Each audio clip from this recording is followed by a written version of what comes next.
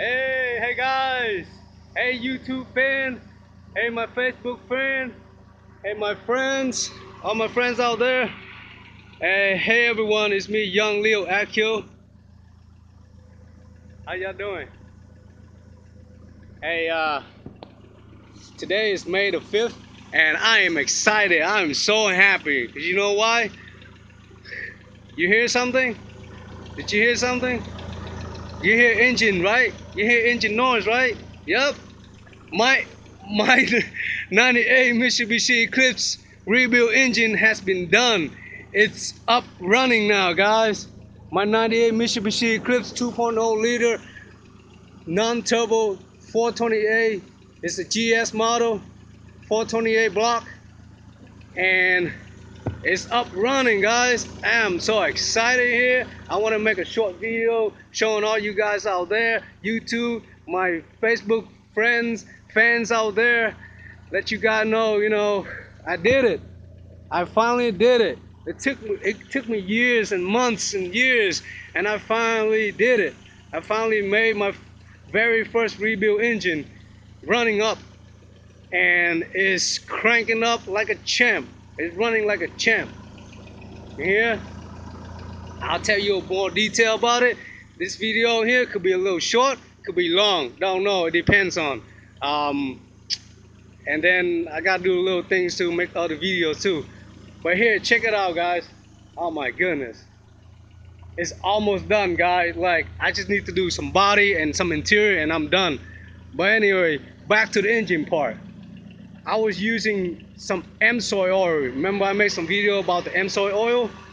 Here, this is what I put in my manual transmission oil, okay? That's the fluid for it. And it will fit into my NVT350 transmission case, all right? Here it is. That's my transmission, NVT350, and the fluid. The M-soy have the fluid for it. You don't have to go to the dealer and buy you like $25 a bottle of fluid, I find a additional fluid, alternative fluid for it. That's it. And I put in braking oil, SAE 30 braking oil in my engine for the first time it's been rebuilt. And I use that. I don't know, you can use either, any additive or whatever, but I'll just go by the manual and the research. And the most people that use common, I use the braking oil for my first rebuild to break in my engine, And here's the Dominator coolant boost for the radiator. I put a half a bottle with a whole, fill up my radiator, 50-50 radiator coolant with a half bottle of that. That was sitting there until whenever you drain it again next time. But that will, improve heat transfer for increased horsepower, and basically it just kind of control the temperature of your coolant system. And I'm gonna fill this up, maybe half a bottle.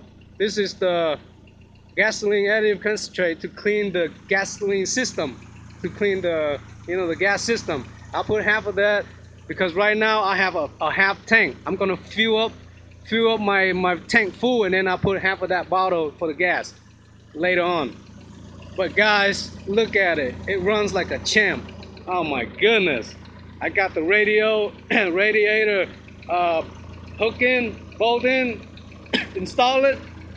But there's a little problem. I don't know if I can get away with it. Is, my front bumper, my front frame has been damaged and hit in, and I pulled it out, but they didn't pull it out enough. So it's kind of have a hard time for the radiator to sit there. I'm gonna have to use like zip tie or something to hold it, because right now the bracket don't seem like it's gonna work, So I'm gonna figure that out. But just have, you just want to have the braking oil in there. It recommends 4.5 bottle in the engine, but I put like 5 of it. I bought 5, so I put all 5 in there to have it full, and it's okay. and you want to crank it for like an hour, let it sit there. Don't don't rev her up to like 2,000 or over 3,000 RPM. Okay, just remember that you can rev her a little bit to 3,000 or 35,000, but that's it. Don't go beyond that unless you're gonna drive it like after you're gonna drain all the oil. So I'm gonna have it. I have it start, crank it up for like an hour. You know, checking the cooling temperature and everything. You know, check for leaks. See if we don't have any leaks. You know, I connect everything back on, even my air intake too. Now I have a mechanic. I pay for them or so. At the end, I shouldn't pay for them because they do a lot of things wrong, and I pay because I have no time. You know, because I can do all this by myself, and I'm almost done to put up everything, but I got no time. I got work and everything, so I pay for them to do it the last minute, and they do a lot of wrong things. I don't want to mention it all out, but I should have paid them to finish it up, and I paid them a good amount too to finish it up, which I shouldn't, and I kind of regret about that. But anyway, it's the past. It's already done. It's gone.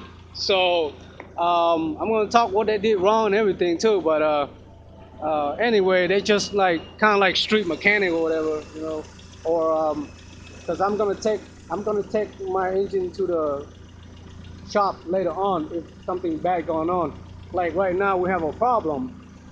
Before it wouldn't start up because the mechanic guy, I don't know if he's trying to play with me or whatever, but he said the distributor plug, I can plug it into the camshaft because they all the same, they look like the same plug. And he said I can plug the distributor plug to the cam sensor, and the cam sensor plug I can plug it to the distributor. You know, he did that. He was arguing with me, and then I said, no, whatever the plug is, you plug it there, you plug it right. You don't want to plug it, you know, wrong. That's why it didn't crank it up, because he plugged it wrong. So I have to come back and fix it after we did some research. He plugged that wrong. He was checking like the relay or something else, you know. I think he's trying to play me or something. But anyway, I plug it back right, and the damn car cranked up. You know, after like 20 times we trying to crank it up, and the damn car cranked it up after I changed that switch, that plug. But the thing is, we have a oil. You see the oil light? We have an oil light problem. It's showing. I have an oil light, but luckily I'm happy because there's no check engine lights. But the oil light could be dangerous too. He told me it could be like an oil pump that's bad, but my oil pump I installed it is right and it's brand new oil pump. All in my timing part is brand new, so it shouldn't be the oil pump. And then another thing is, there's a little leaks. I'm gonna show you guys. I'm gonna come down here and show you guys the leaks. I think the oil pressure sensor, I think it's the wrong one, or it's too old, because I don't know if you can see the leaks, but you see that green plugs? That's the plug going to the oil pressure sensor, and that's the sensor right there, you see? And I do not see, oh, it's kind of hot. I do not see any oil leaks coming out from the thread of the sensor, but I see like oil leaks a little bit from the ends of the plug, which is really weird. It comes out from the end of the wire of the plug, and you can see a little bit dribbling, just a little bit oil dripping, and we think that's the problem. I need to buy me a new oil pressure sensor and change it, put RTV on the sensor, because I don't think he put RTV in it when he installed that sensor either. And there's other 3 sensor, but other 2 is good. On the block, there's the crankshaft sensor, which seemed pretty good, and the knock sensor seemed pretty good too, and everything plugged up right. It's just that one oil pressure sensor, and I couldn't plug it in either. I don't know how he can plug it in, but I had a hard time plugging it in. It won't come in. But anyway, when he installed it, he plugged it back in for me.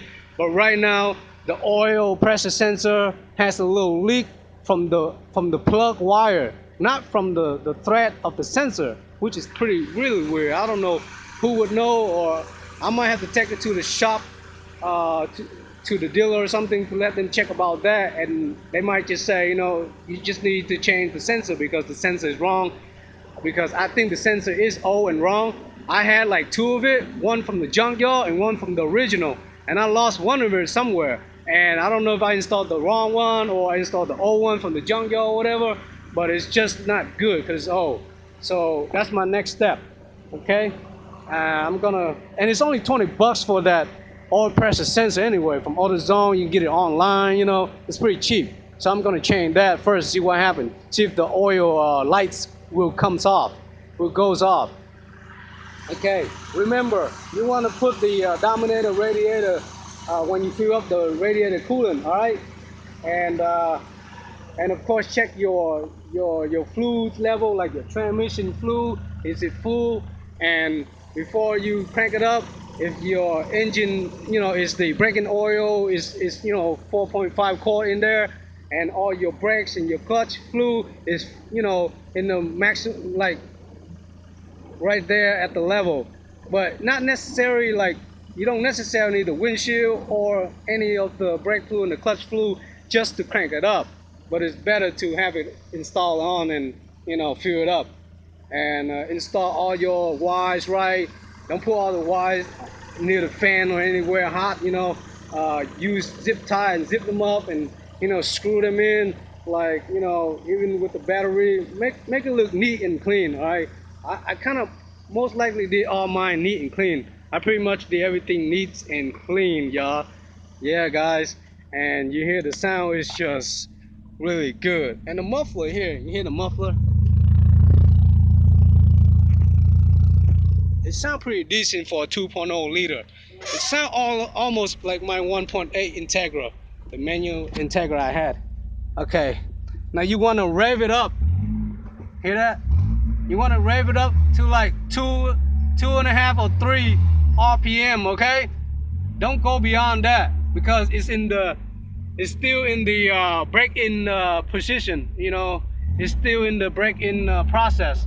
So just don't go beyond 3,000 RPM, you know. You can drive it too right now at this point when you have your braking oil, but just don't go beyond 35,000 RPM, okay? Even when you shift it, you know, trying to drive slow. So it is a manual, and I need to install everything back on. Another thing is your radiator. You want to put the fan on high, okay? Right when you crank it up,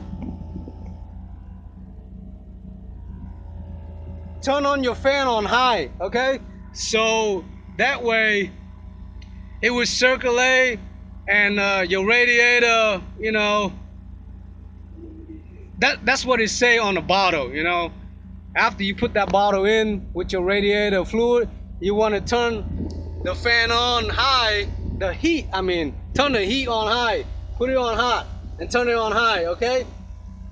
For 15 minutes, okay, guys? For 15 minutes, and then cut it off.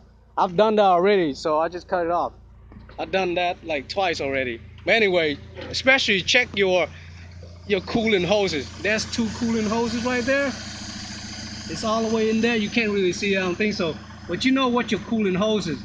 They have 2 coolant hoses on the engine, and tighten it, okay? Because when mine was loose and it was leaking out coolant. So you want to tighten all your hoses right too, like air hose and coolant hose. You know, tie it up and clamp it on. Yesterday heats come up from my header, but today it stops. So when heats come up from the header, you see smoke. That's normal, okay? Because you don't have the shield right here. I'm gonna install my shield later. I didn't install my shield yet because, you know, at this point you want to check for like gasket leaks and all that. And yesterday I see some green oil, which is the green oil when they redo my block and everything. They put green oil in there just to keep the piston and all that lubricated. So the first time I crank it up, I see some green oil liquid coming out from the head gasket, and I thought there's a head gasket leaks or oil leak coming out the engine head or something, and I was kind of afraid. But the guy said it's just some green lubricate, you know, when they when they reveal my engine. So today I crank it up, I don't see it anymore. I don't see any leaks around my engine except for that sensor ends plugs in that's leaked. That's it. And of course my power steering column is leaking because I took off the power steering hose and the pump. I don't know if you can see the leaks, but see, I have to have a bucket because it was leaking. That's from the sensor that's leaking. That's from the power steering that's leaking. So I have a bucket on there now. Anyway, so my next move is driving it, and I'll show you. I've already put it. My clutch feels good too. I have a new clutch and everything.